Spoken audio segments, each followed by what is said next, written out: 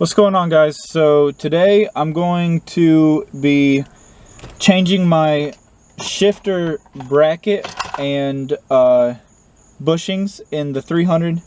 So I've already kind of started on this a little bit, but I'll just throw this back just to give you an idea. So pretty much this is where the center console and shifter boot and everything sit, and normally the radio and everything, bezel and all that is right there, but I have this gauge cluster panel that's not really attached. I just slide it out of the way, so that's out of the way. And then undo this, pretty self-explanatory. 2 bolts up there and then some clips.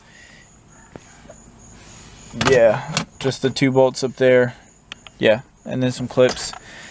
And then I'm gonna throw this up here. Okay, so then we have 4 bolts here. This boot goes over the shifter and sits around that base right there, and yeah, that's pretty messed up. But just to give you an idea what I've been driving with, you can already see that right there is not holding anything in place. And this, so let me just, you saw that, right? Like that, what? It was falling down and hitting the drive shaft and making a horrible clunking noise, which apparently it's a pretty common problem for these cars. But yeah, so I have the solid shifter bracket and some brass bushings for the shifter itself.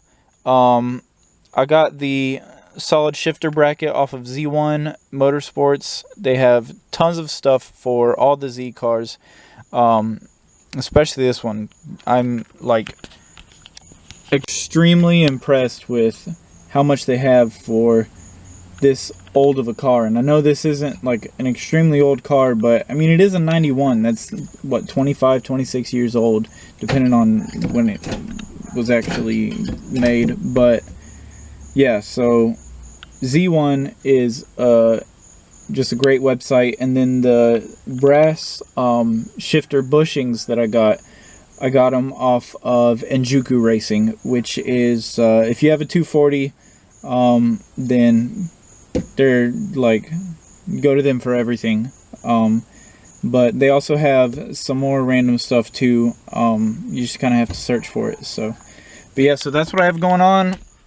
And 4 bolts here, 1, 2, and then 1, 2 at the top. I just have to take out that last one, and I'm gonna do that, and then I will update you more. Alright, so I got the bolt out, and I'm now going to take this out, which I should have to unbolt that, but as you can see, that is not necessary.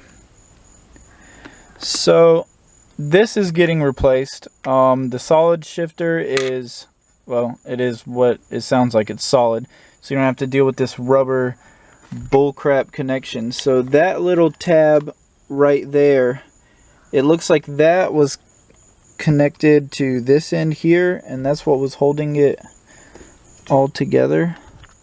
And yeah, that obviously failed miserably. Actually, that was attached all the way down these sides and up right there. So yeah, that's no good.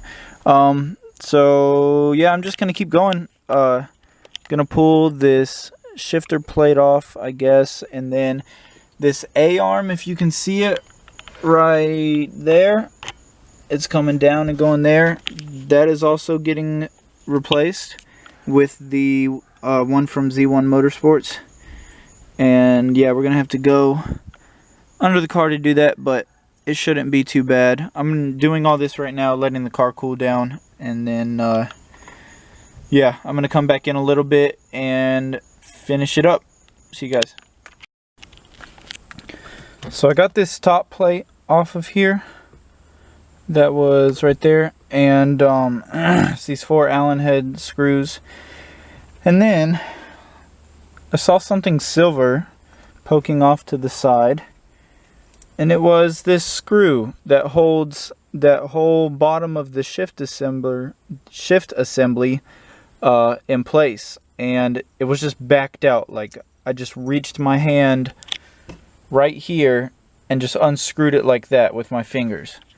And then now this whole thing is loose, and I'm about to grab a wrench and take that nut off and that nut off, but that's ridiculous. Like, I don't know how that was even still in there. But anyways, so yeah, I'm about to grab a wrench so I can pull that whole assembly out. So we ended up doing a little more than just the shifter when Jesse came over and started fishing through some stuff, and he is going to explain what he found.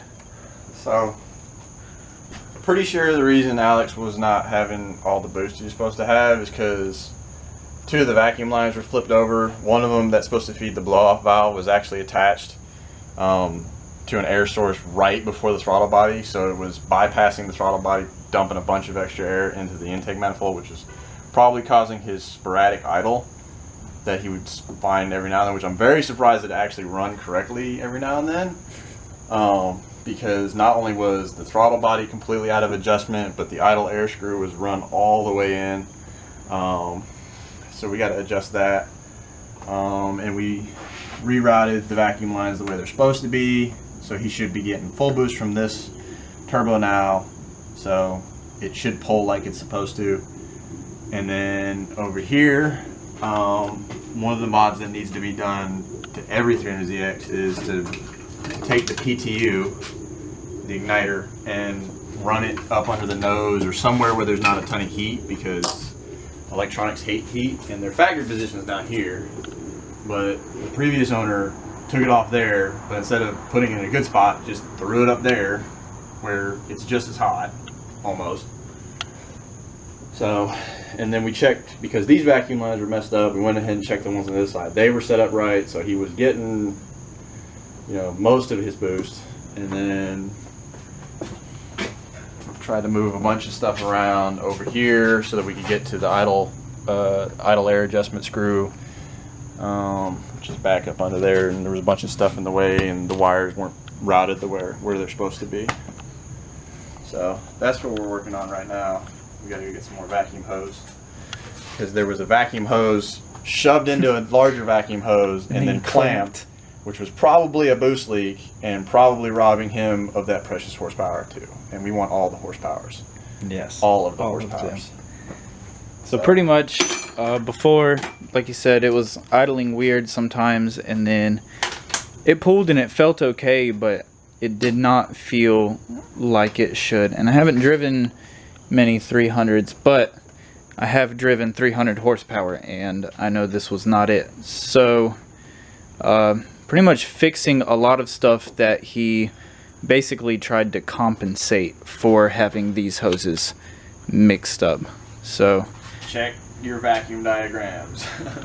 Vacuum diagrams on the internet. Google is an amazing Literally, thing. you can Google everything you need to know about a Z32, and probably one of the best articles about 300ZXs pull up. It will tell you their history, how some of the designs that Nissan went through, and then it'll tell you the 6 Ps on maintenance, and even some stuff that's specific. It'll have both the vacuum diagrams, including a simplified one if you run an aftermarket boost controller, as well as the stock one for the stock boost controllers and boost jets.